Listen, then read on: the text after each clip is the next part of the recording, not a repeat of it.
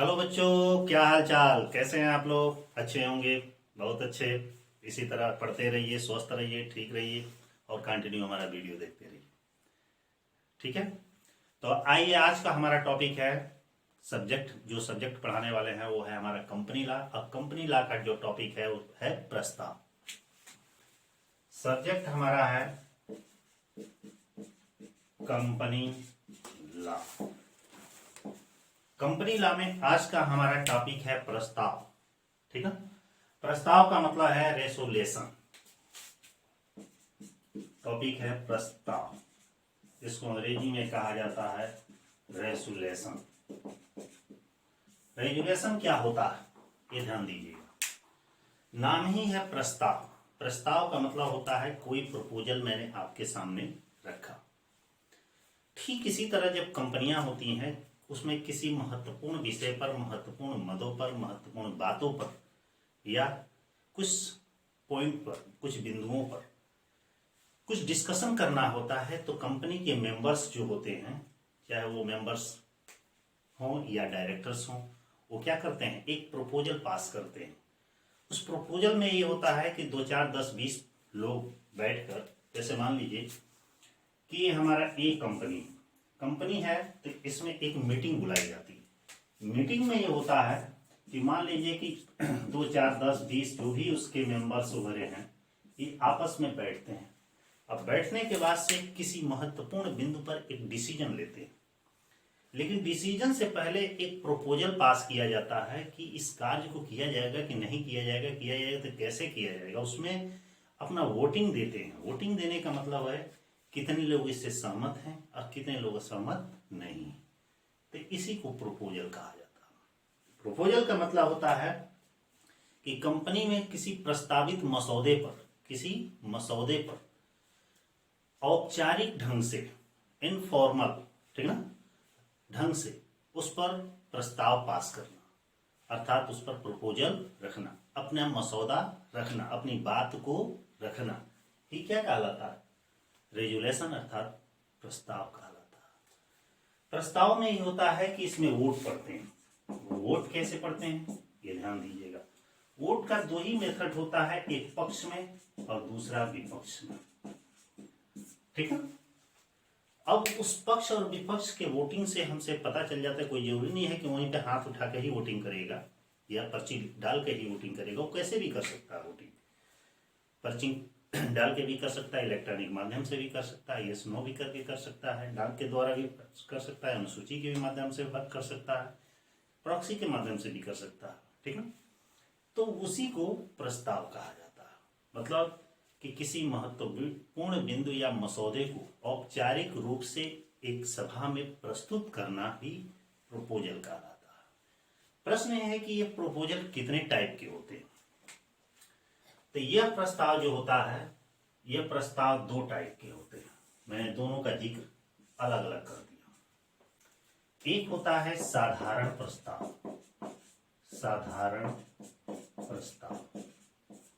और दूसरा होता है विशेष प्रस्ताव।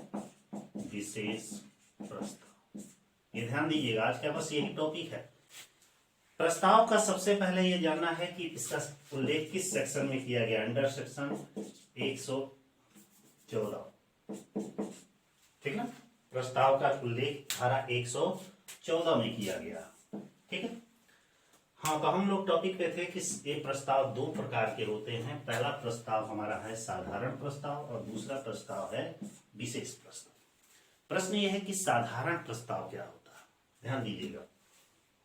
साधारण प्रस्ताव का मतलब होता है कि जब कंपनी में प्रपोजल पास किया जाता है मेंबर्स को द्वारा, तो वहां पे वोटिंग होती है। वो वोटिंग चाहे इलेक्ट्रॉनिक माध्यम से हो, चाहे डाक के माध्यम से हो, चाहे प्रॉक्सी के माध्यम से, चाहे हाथ हिलाकर हो, चाहे यस नो करके हो, या किसी भी तरीके से।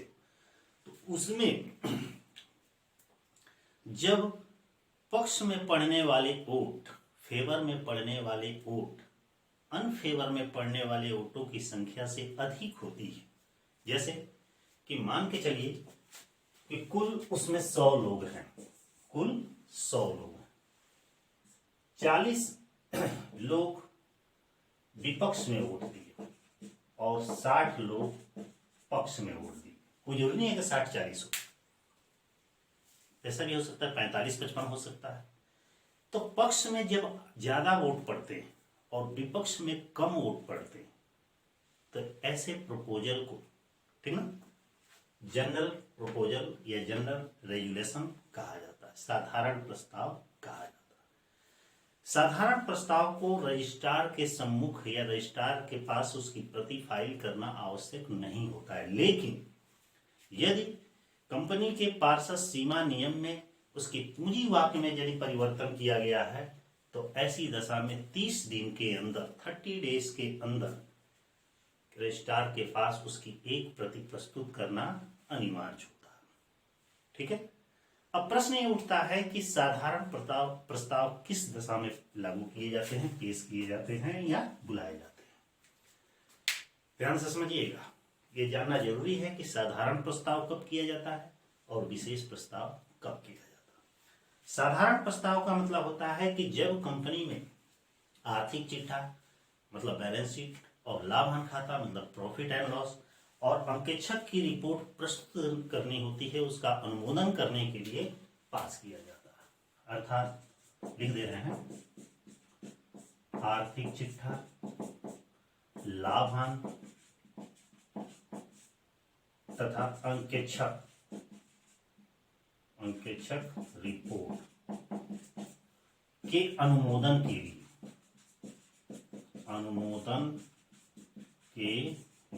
मतलब जब बैलेंस शीट और प्रॉफिट और आइटर की रिपोर्ट का अनुमोदन करना होता है कि क्या इसको बनाना अनिवार्य है, बनाना है तो किस ढंग से बनाना है, कैसे बनाना है, कब पेश करना है, ठीक ना, और उसको पेश किया जाएगा तो उसको सबके सामने प्रस्तुत किया जाएगा कि नहीं किया जाएगा, क्या हमारा प्रॉफिट लॉस वगैरह है, इसकी जानकारी के लिए हमें साधारण प्रस्ताव की आवश्यकता होती है। दूसरा है संचालकों के निर्वाचन के लिए, संचालकों की निर्वाचन के लिए मतलब जब डायरेक्टरों का चुनाव करना होता है, कंपनी के संचालकों का चुनाव करना होता है, चुनना होता है, उनकी नियुक्ति करना होता है, तो ऐसी दशा में साधारण प्रस्ताव पास किया जाता है। ठीक ना। तीसरा कब किया जाता है? लाभांश की घोषणा के लिए, लाभांश की घोषणा के लिए। लाभांश की घोषणा मतलब है कि जब कंपनी के मेंबर्स, शेयर होल्डर्स कंपनी के शेयर लिए रहते हैं तो उन्हें डिविडेंड दिया जाता है, और जब उन्हें डिविडेंड दिया जाएगा तो कितना दिया जाएगा, कब दिया जाएगा, किस रेट से दिया जाएगा, किस ढंग से दिया जाएगा, तो उसे कंपनी के जनरल मीटिंग जो होती है, साधारण जो प्रस्ताव होता है उसमें वो पास किया जाता है कि संचालक शेयरधारकों को कितना लाभांश दिया जाएगा। ठीक है। अगला कब किस लिए किया जाता है? अंकेक्षकों की नियुक्ति के लिए, अंकेक्षकों की नियुक्ति की दशा में, नियुक्ति की दशा में जब कंपनी में एक ऑडिटर की नियुक्ति करनी होती है तो उस समय भी साधारण प्रस्ताव पास किया जाता है। ये सारे पॉइंट्स जानिएगा कि किस कंडीशन में साधारण प्रस्ताव पास किए जाते हैं। अगला पदच्युत अर्थात हटाए गए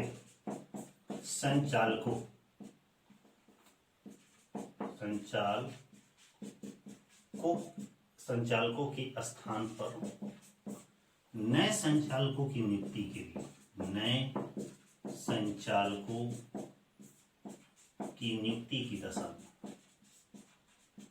नियुक्ति की दशा।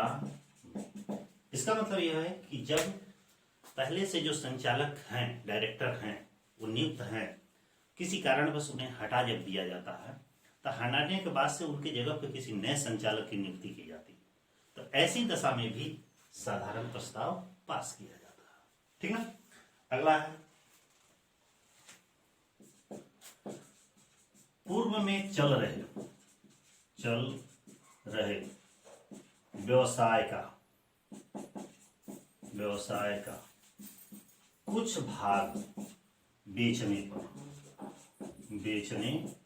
जैसे कोई कंपनी चल रही है, कोई कारोबार चल रहा है तो उसमें पहले से चल रहा है तो उसका कुछ भाग या कुछ पार्ट यदि हम बेच देते हैं या बेचने का इरादा है तो ऐसे दशा में बेचने से पहले क्या किया जाता है, एक साधारण प्रस्ताव पास करना अनिवार्य होता है।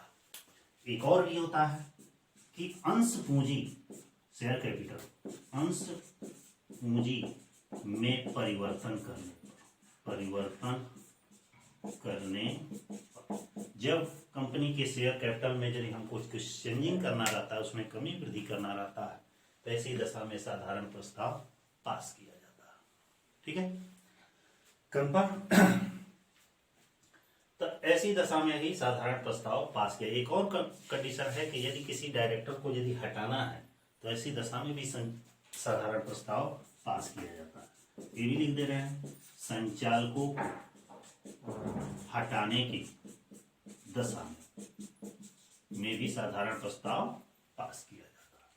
तो इस तरह जान गए कि प्रस्ताव दो तरीके के होते हैं, जिसमें एक साधारण प्रस्ताव और एक विशेष प्रस्ताव। साधारण प्रस्ताव क्या है कि जब किसी प्रपोजल में जितने भी मेंबर्स होते हैं उसमें पक्ष में पड़े हुए वोटों की संख्या विपक्ष में पड़े वोटों की संख्या की तुलना में अधिक होती है तो साधारण प्रस्ताव कहलाता है। और साधारण प्रस्ताव किस दशा में पास किए जाते हैं तो ये सामने आपके टू द पॉइंट्स लिखे गए हैं।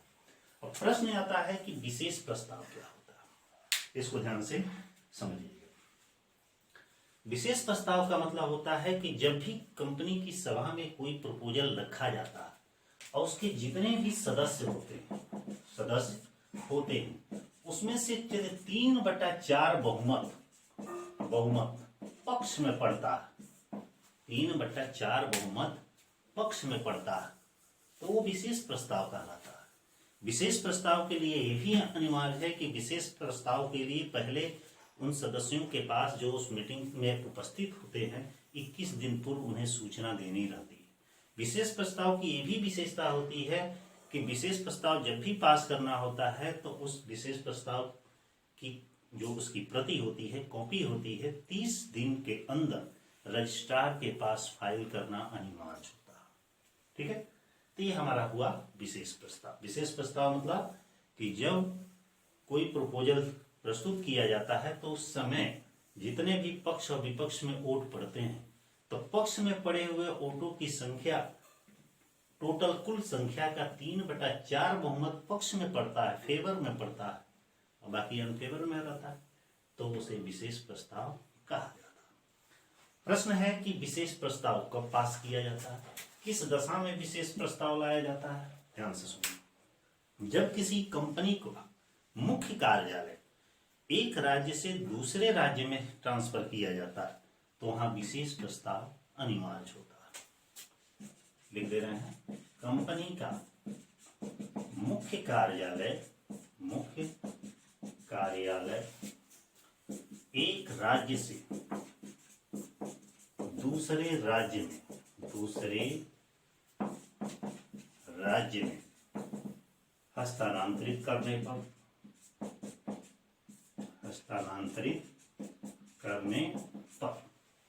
कि जब कंपनी का हेड ऑफिस एक स्टेट से दूसरे स्टेट पर इंटर स्टेट चेंज होता है तो वहां पे विशेष प्रस्ताव की आवश्यकता होती है। ठीक है, दूसरा इसमें स्टेप है कंपनी के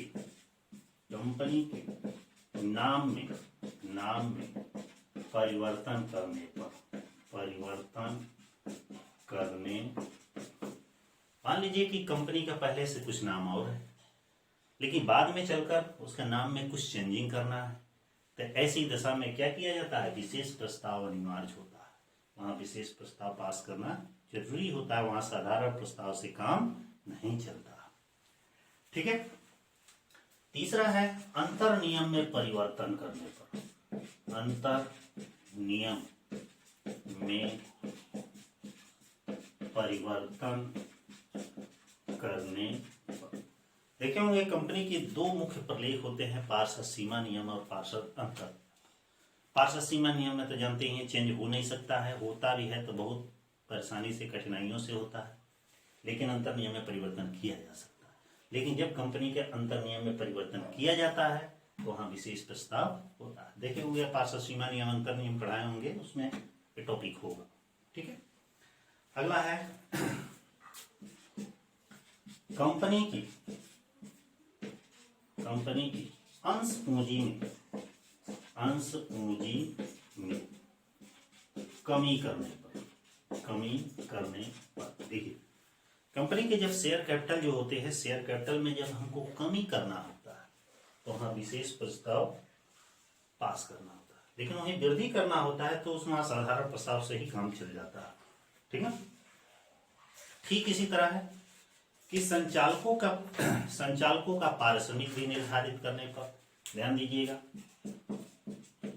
संचालकों के पारिश्रमिक का निर्धारण करने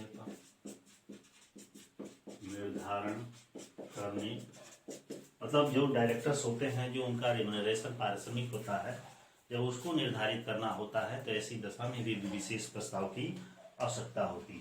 ठीक है। अगला है कि यदि कंपनी के नाम में जैसे लिमिटेड या प्राइवेट लिमिटेड शब्द को हटाने वगैरह पर भी क्या किया जाता है, विशेष प्रस्ताव की आवश्यकता होती है। ठीक है, ये भी लिख दे रहे हैं। कंपनी के लिमिटेड एंड प्राइवेट लिमिटेड शब्द हटाने पर, जब कंपनी का जो नाम, जैसे कोई भी कंपनी है लिमिटेड लिखा रहता है या किसी कंपनी के आगे प्राइवेट लिमिटेड रहता है, ऐसे चीजों में चेंजिंग करना है तो वहां विशेष प्रस्ताव की आवश्यकता हमारी पड़ती है। ठीक है। अगला है, एक और भी दिया है कि मान के चलिए कि यदि कंपनी का कोई डायरेक्टर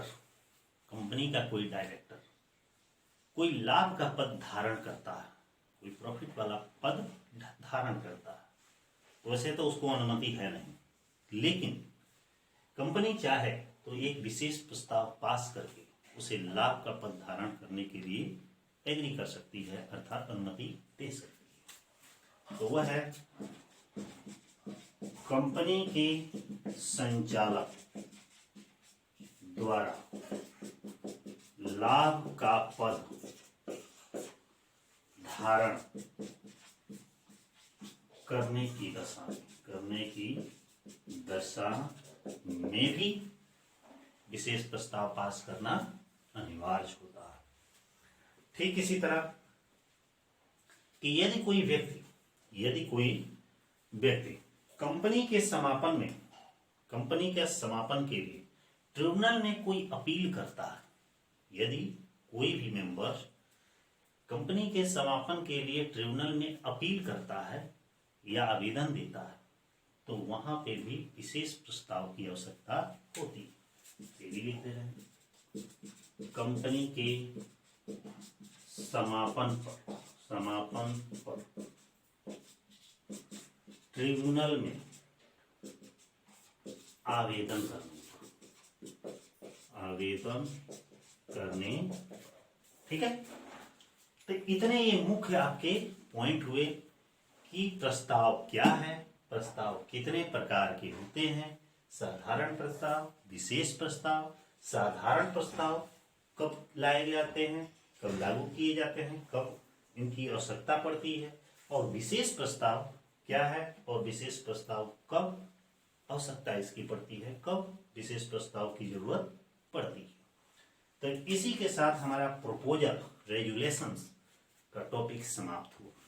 वीडियो कैसा लगा लाइक और कमेंट के माध्यम से जरूर बताइएगा। ठीक है। फिर अगले वीडियो में हम एक नए टॉपिक के साथ आएंगे, लेकिन उससे पहले मैं चाहूंगा कि जो हमारा वीडियो देख रहे हैं तो एक बार जरूर लाइक कर दें, क्योंकि ऐसे ही आप लोगों के लिए नए नए वीडियो हम लाएंगे। और जो चैनल पर नए हैं तो चैनल को सब्सक्राइब कर दें, अपने फ्रेंडों को अधिक से अधिक वीडियो शेयर कर दें। ठीक है, फिर कल मिलते हैं।